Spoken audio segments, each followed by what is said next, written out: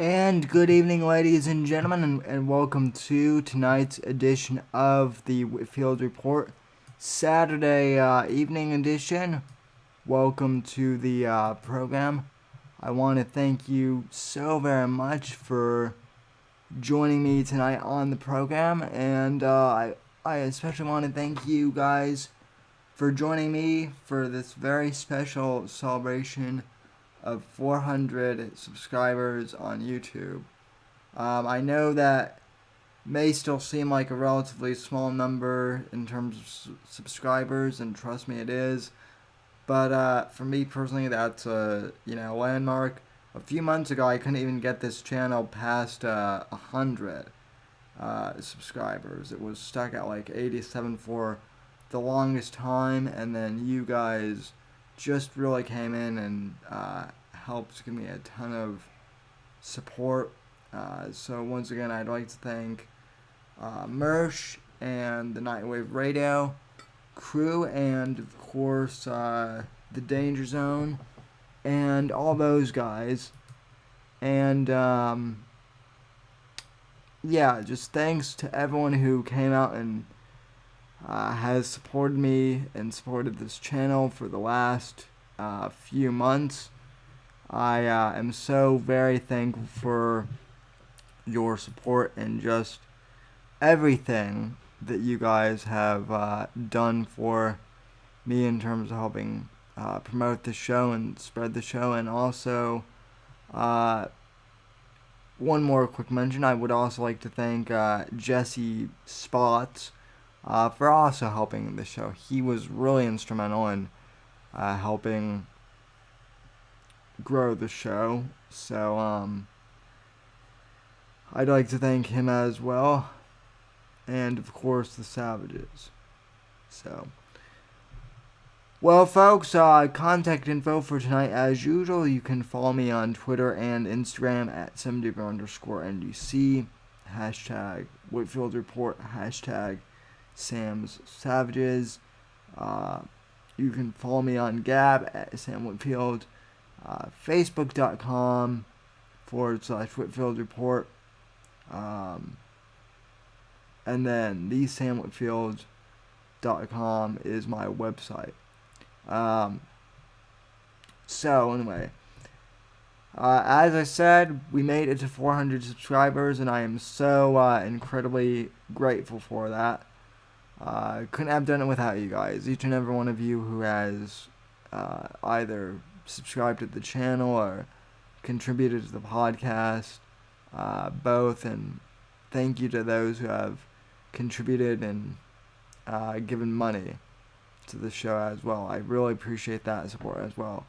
All the links to support the show are in the description of this stream/video. So please, if you like the content that I'm producing, please consider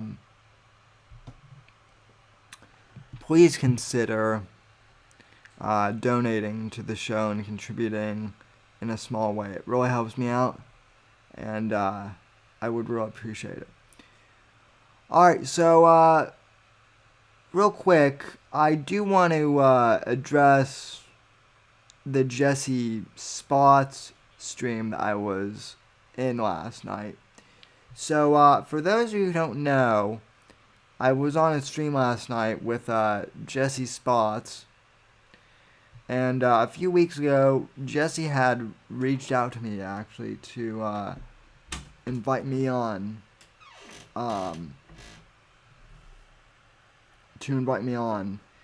his stream to talk about the Whitefield Report and other things. And then I told him that I really felt that he needed to talk to Johnny and the rest of the DZ about the whole gummy incident. So so then we got that set up.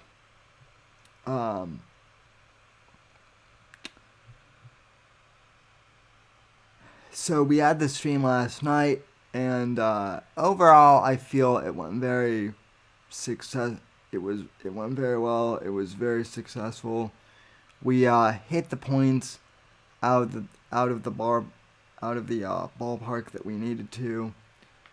And once again, I want to reiterate that we're not trying to attack Owen on a personal level. That's not what the GZ is about.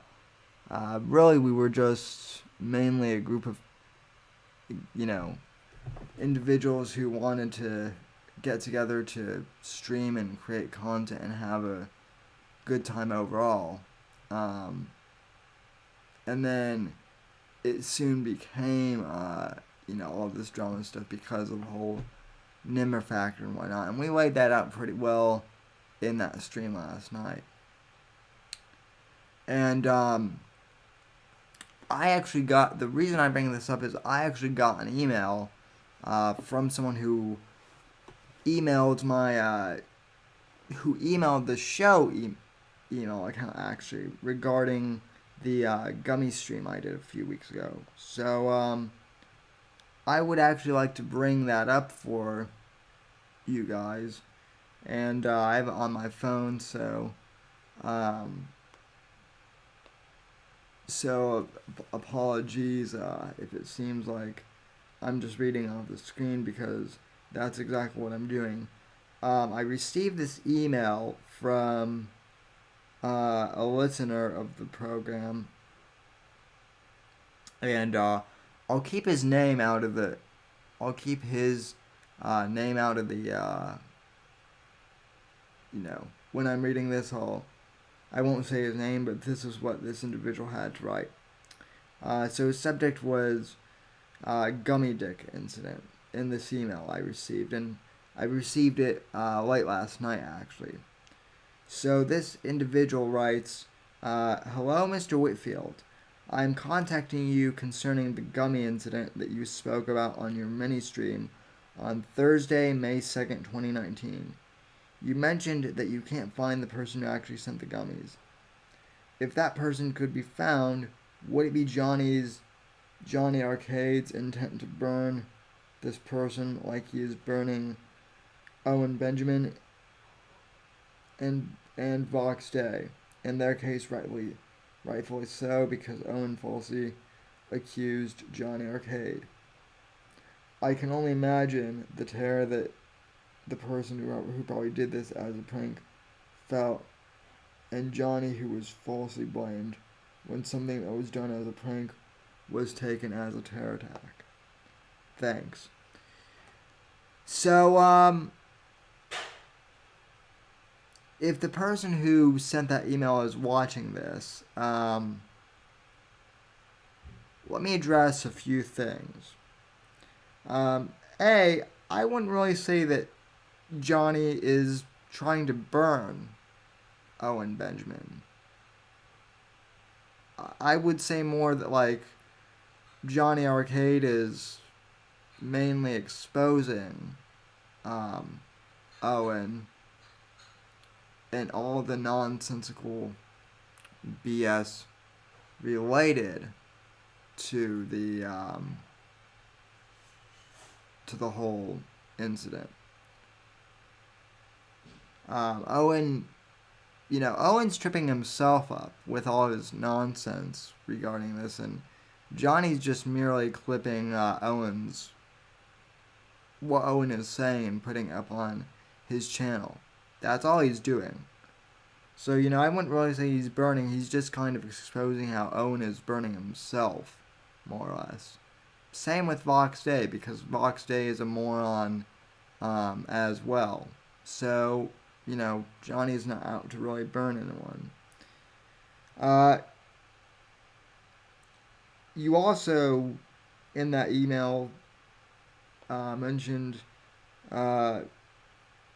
if that person could be found, could it be Johnny Arcade's intent to burn this person like he is burning Owen Benjamin in Vox Day? Well, I mean, I don't know. I don't know if well, we already know who. We already have a pretty good idea of who sent the email, and if they were to come forward and admit to what they were doing, I personally wouldn't like necessarily burn them to the ground. I might mention it on the show in like a newsworthy thing, and I think Johnny would do the same thing, but I think that would be the extent of it.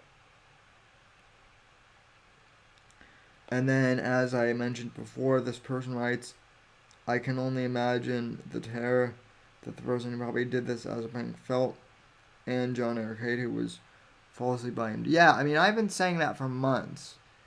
That whoever actually did send the gummy dicks probably, you know, felt terrified after this, and they don't want to come forward because they're going to have to, face the ire of Owen and face the ire of the DZ. Although if they did come forward and say like, hey, I was the one who sent the gummies and I didn't intend for this to happen, I think I would personally be, pretty forgiving if they just came out. And I think the rest of the DZ would too. But overall, like I said, I think that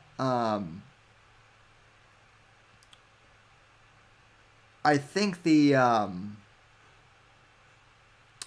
Jesse Spots stream went over really well. I think we nailed the overall points, and I'm happy to have like a debrief stream with the DZ and whatnot after this tonight's show or at a later date. But overall, I think everything that you guys need to know regarding the Owen incident and regarding the gummies stream, I think we pretty much covered in the last two streams. With the first night where it was just Johnny and Jesse talking, and then last night when it was Johnny, Sirio, Christy, and I talking. And one thing I do want to mention about that, people were asking like why I didn't say more. Honestly, I was just taking cues from Jesse. I told Jesse that because it was mainly his show, I would take cues, I would kind of invite him to ask me when to speak up. I don't like to really to go on to other people's shows and cut them off. That's just not my style per se. I think I added what I needed to, and besides, everything I've pretty much had to say on this whole Owen Benjamin incident, I've said over the past 2 weeks on this channel. Like I said, the gentleman who wrote me had watched my stream from May 2nd, so just like a week ago. That stream that I did, the May 2nd stream, it has a lot of views. And it also has a lot of views on, it also has a lot of downloads on iTunes and the audio podcasting platform. So, people are definitely catching on to the story. That's the main point. I don't really care if, whether it comes from me or it comes from Jesse, people are hearing about this story. And, I'm sure I'll go back on Jesse's stream on my own to talk about my show more in the Whitefield Report, because I know that's what some people were wanting. But, as I've said before, I really felt like it was important for Johnny and the rest of the DZ to go on and tell our story as a group. So, no, I'm reading the chat. Serial goes, fucking nobody can understand. No, Serial. I think people understand. I was just mentioning how people people were just asking why didn't speak up more and like promote my show, and all I'm saying is uh, that wasn't the like last night was for the DZ. It wasn't for me to self promote. So yeah, let's see. And to answer the emailer's question, Johnny Arcade just said in chat, I don't even care who sent the gummy dicks. I'm so far past that shit. So yeah, I mean that should answer the person's question. So yeah. The moon says, seems more like bad luck that those joke gummy dicks were taken as poison. Well, I actually have a theory about the gummy dicks, but well, I mean, I have a theory that I don't have any way to prove it, so this is just me speculating. But um, Owen's streams were going, they were losing viewership after we left the Bears and whatnot. So maybe someone from the inner circle sent the gummy dicks and then fabricated this story, later on. That's kind of what it's. That's one theory I have. The other theory I have is that it could just have been it could have just been some guy who sent the gummy dicks as a joke, and then Owen took it too far. Like Johnny said, that doesn't really matter. What matters more is the fact that it wasn't so much who sent the gummy dicks. It was more the fact that Johnny got framed for it, and that's what people need to realize. So,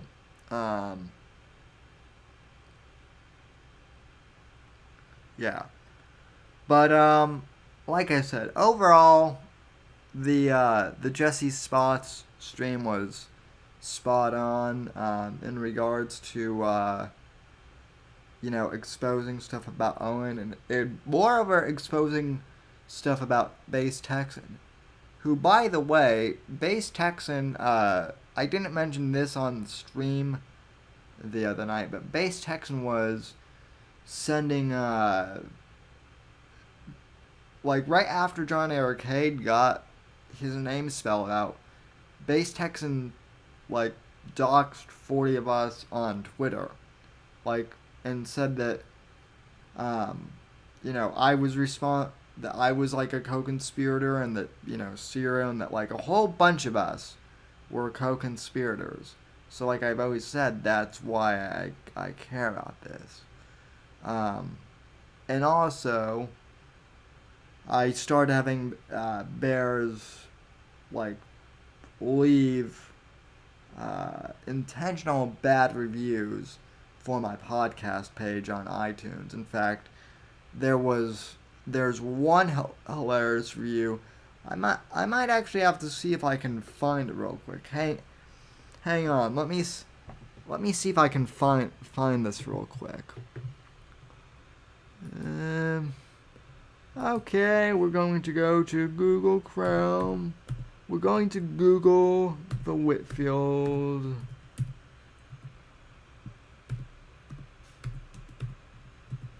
Report.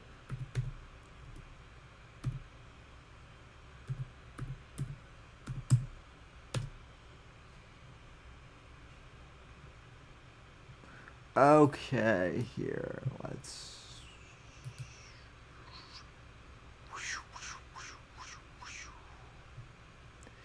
let's see what we have here, shall we? Okay. Okay, perfect. So I don't want to. I don't want to see my episodes. I want to see the reviews. Okay.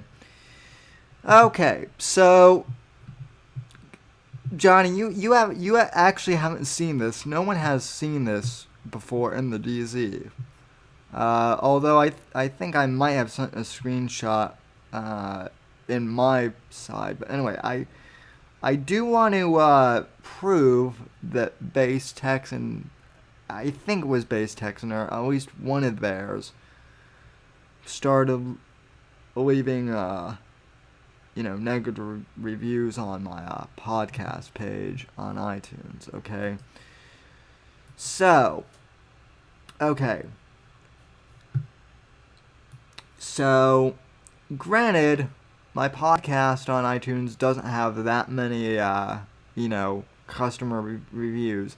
And that's mainly because, like, a lot of people don't actually know that you can leave ratings and reviews on iTunes.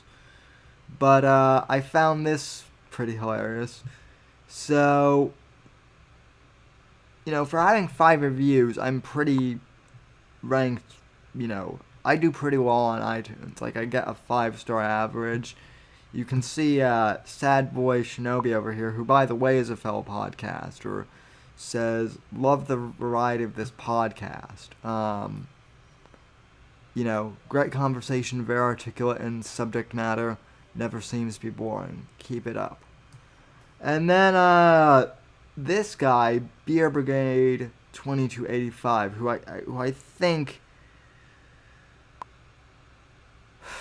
think there was a Beer Brigade bear in the Unbearables.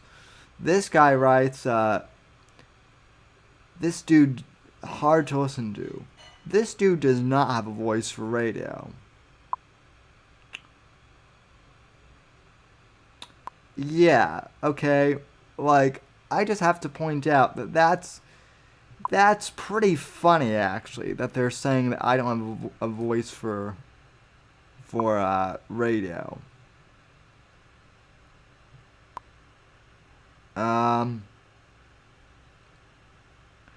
Is there a sign up sheet? Well, yeah. I mean, if you guys want to go and leave a review on iTunes, I'll post the link in the chat for you guys. Brian, I don't know. I don't know if you could leave a review because you're on because you're on Android and Android uses Google. But hey, leave the podcast and a review on Google Play too, because I'm on there. So anyway, yeah, like I said, it's really funny because I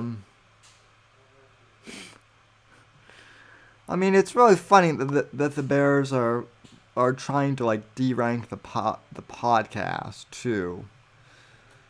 But my stats say otherwise. I'm over 5.1 down. I'm over 5.1 thousand, downloads for the Whitefield Report podcast. So, Sam is a cam girl in real life. People are, nah. You wish, Evil Eric, but yeah. So, but yeah, I mean, so that was the reaction from one of theirs, was just to derank, to try and derank my podcast on iTunes, but it clearly didn't work because I keep, my podcast is booming. So, yeah. Alan Pell in the chat goes, I don't have a voice for airline pilots. That's yeah, that's funny. And in all seriousness, as someone who's been in the business of podcasting for, since I was a teenager, um, let me just also say that, like, for those who are saying I don't have a great radio voice, well, obviously that's not true. Obviously, as Evil Eric said in the chat the other night, I have the voice of an Adonis god, or of a Greek like Adonis god. That's what Evil Eric said. Um, but even if I didn't have a good radio voice, you guys, you boomer bears do realize that the whole concept of podcasting is that, like, pretty much anyone can do kind of like an on-demand radio show, like, type, program, right? I mean, you get that. There are several podcasters I think that don't have a voice for radio. I mean, I hate to say it, because as much as I like him, I mean, Ben Shapiro does not have a radio voice. His voice is very nasally. And yet he still has, arguably one of the highest rated podcasts on iTunes as well. So, yeah. Sign up. Okay, I don't know what you guys are talking about. Something completely different in the chat. You guys are degenerates. So, but yeah. Boca Bradley says you're a younger version of Steve Dahl. I have no idea who that is. So I just got this haircut today too, by the way. But someone also said that I look like a younger version of Chris O'Donnell. So I'll take that. But anyway, so yeah. In conclusion, with the whole Jesse Spot stream, I think we had a pretty good run on there last night. It was over 3 hours long, and but we had a lot of. I mean, I think we covered a lot of bases. We actually, I think, at points did have fun in there too. At least I did more towards the end, when we were kind of like all laughing and telling jokes. Certainly it was a serious moment, but we also, I think we had some, moments of, having fun. So, when you agree, John Arcade. So, oh, and look who it is in the chat, Future Nobody, which leads me into my next segment. I haven't done this in a while, but occasionally I do steal Ben Shapiro's Things That I Like segment, because I don't really have show material, so sometimes I do like to do like the Things That I Like routine. So this week in Things That I Like, I'd like to give a shout out to Future Nobody, who I've actually seen his work before on YouTube. But he again came out in support of the DZ, and in support of Johnny, and in support of this program, and I wanted to have him on tonight, but I guess at the time I invited him, his schedule wasn't working, although I may end this stream after I cover the news and start like another hangout stream. I'll end the main one and do this, but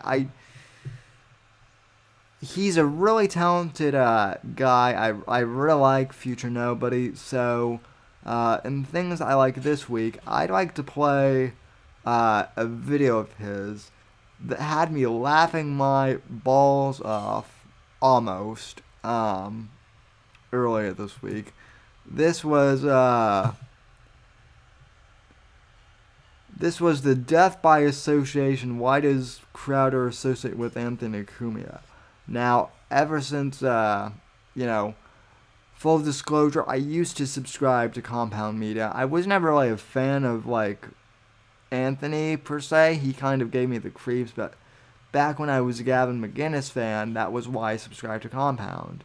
But I always found Anthony to be a weird guy, and so when Future Nobody made this video, I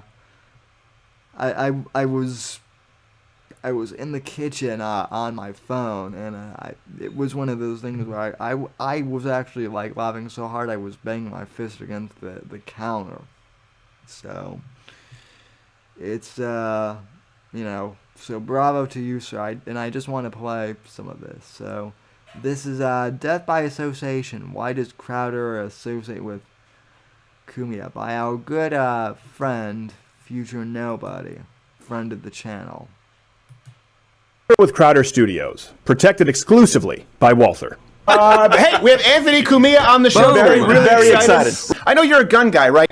Where the fuck is my gun? I tried to call the police. Got enough. Stay away from me. Oh my god, don't hit me again. This is not good. Fuck! And I know you have a Walther PPK. Yes.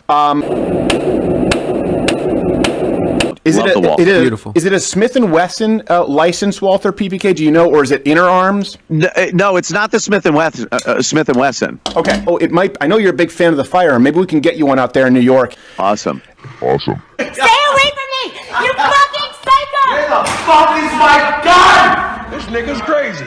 Let me ask you this: how do you balance kind of the work life, personal life? You stupid bitch! You dumb. Clean it up! Clean it up! Oh yeah. There's no point in wondering where your pockets are. Tasting smooth, creamy milk. You're an M&M, it's alright. There's no sense in wondering. Holy shit!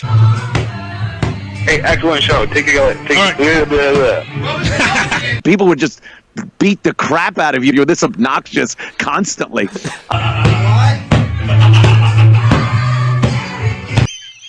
Dude, this is so funny to me. This is so fucking funny to me. I love, by the way, Bravo Future Nobody. I love that you clipped Owen in there with a lot of this stuff, because, I mean, granted, Owen is not as popular as Anthony Cumia, but I would say he's just as nuts. So bravo for getting in on Owen. So This is not good. If you could go back in time and talk to your teenage self. no, it certainly isn't, Ant. Back in time. Go back in time. What would you tell him? What would be the single most important piece of advice? I don't know if I would have any advice. I kind of like the direction my life took. The reason that bad things happen to you is because you're a dumbass. Yeah, this is the cousin I said I would fuck if I had to fuck one of my cousins. That's pretty. What the fuck are you talking about? I went into your bedroom. Oh, the fact that Future Nobody used the Coen brothers too. That he used that movie, Burn After Reading, is hilarious as well. Once again, bravo. Grabbed your panties when you were 14. What? Okay, yeah, not even our own Jolly Roger is that perverted. So, like, you know, Jolly Roger is pretty out there, but he's not even that much of a degenerate. So, yeah. Bro, what are you talking about, man? I rubbed them on my face as I jerked off. That's pretty. Bro, I'm out, man. That nigga's tripping. I came like an animal. What the fuck is this? I'm jacking up. Crowder's just grinning like a psycho. Panties. Oh, Jackie.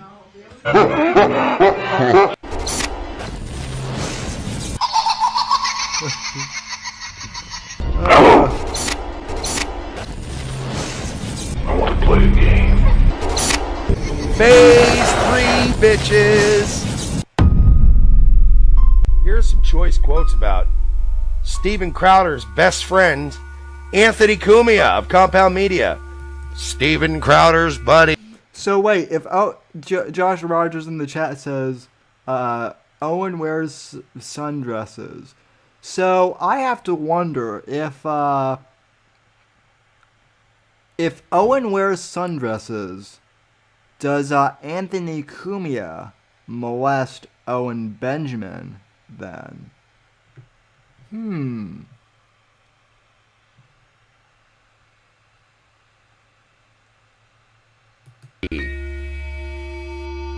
I won't call him a pedophile, but yes, I will call him a pedophile. His ex-girlfriend, Melissa Stetton. Got a great set of tits and a nice ass, but she's 13. Anthony Cumia. Steven Crowder's best friend. Steven Crowder's best friend. There's no such thing as the law. No such thing as the law. What age do you stop yourself? 13. Even though there is something called the law, just gets around it. I actually did hear this clip, and this was like the first time when I heard it, I was like, what the fuck, Aunt? Just 13 is where you stop yourself? 13. Holy shit. Jesus, that's But it's honest gotta be as a the right. motherfucker. It's gotta be the right 13. 13. What the fuck? You never seen a hot 13-year-old that is completely fuckable? Holy shit!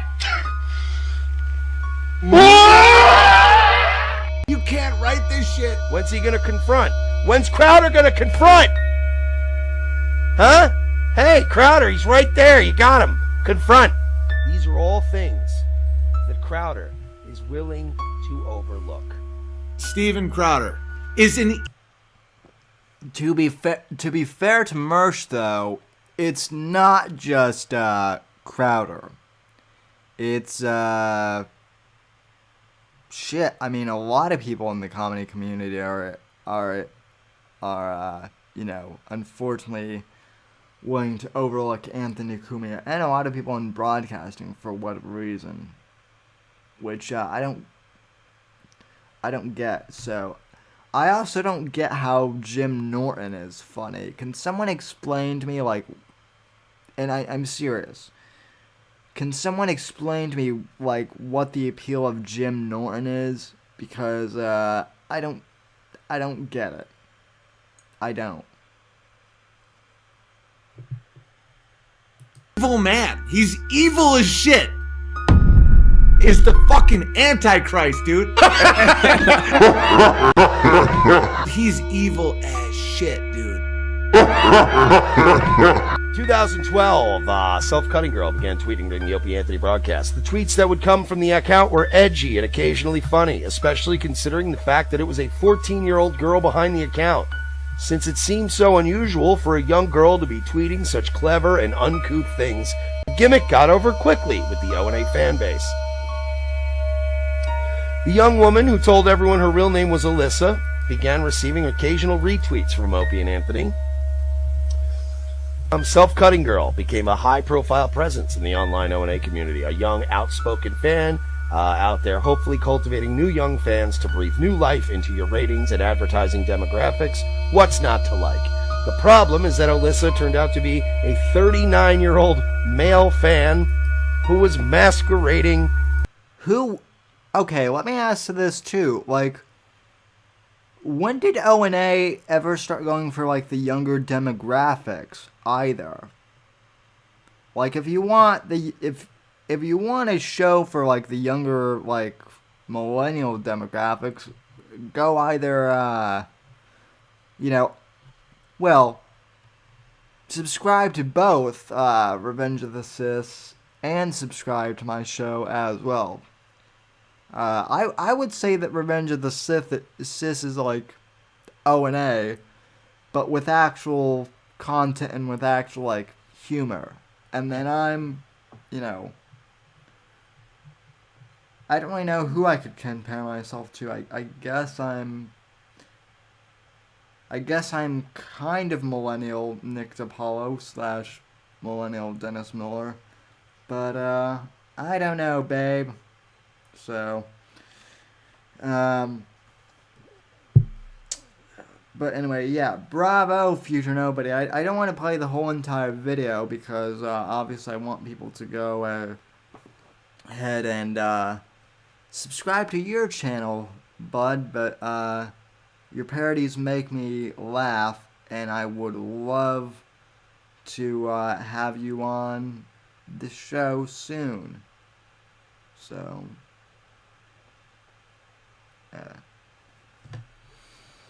The Moon says Kumiya is just as creepy as the Claw. You know who I could see Kumiya doing a show with is Creepy Uncle Joe.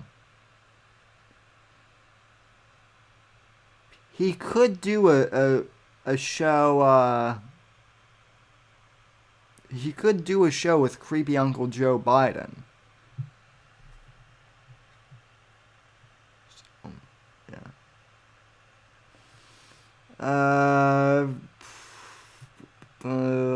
Okay, so for those of you guys who complain,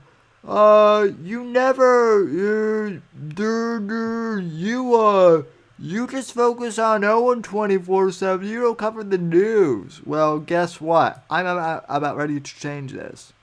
I'm about ready to change that. A bunch of you have emailed me over the past week or tweeted at me and asked me what I thought of Colorado's new Shroom laws.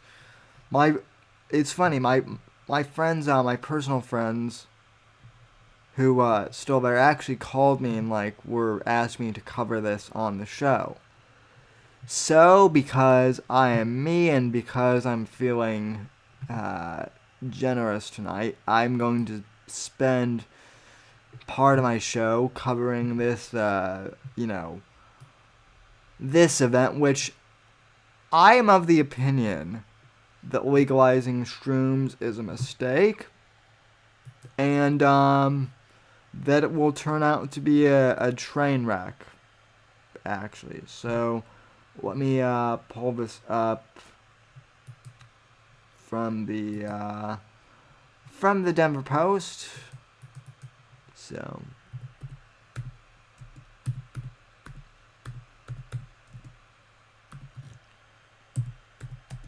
but yeah, I am of the opinion that,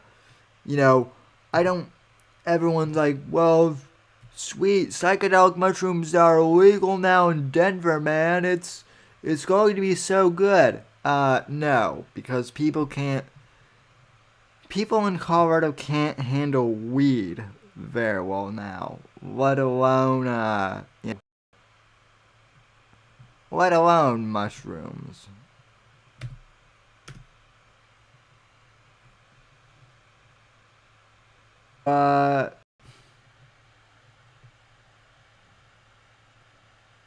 Okay, let's look at this.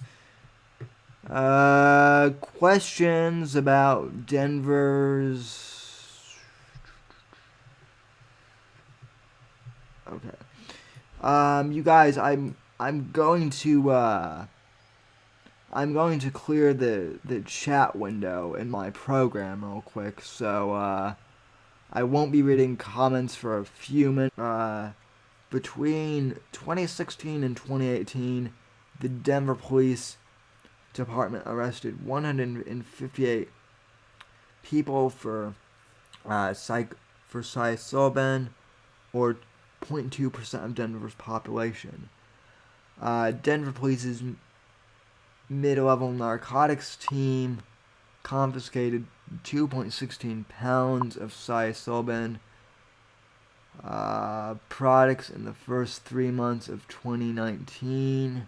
For comparison, it confiscated 453 pounds of marijuana, 23 pounds of THC, and 50 pounds of meth in that same time, according to department data. So I guess Denver is getting a lot of meth heads then now too, it seems. Fucking lovely. We do not anticipate 301 to have an immediate effect on operations because we handle very few cases involving psilocybin, said Carolyn Tyler, a spokesperson for Denver. The mayor must appoint members before the end of 2012 when opponents of marijuana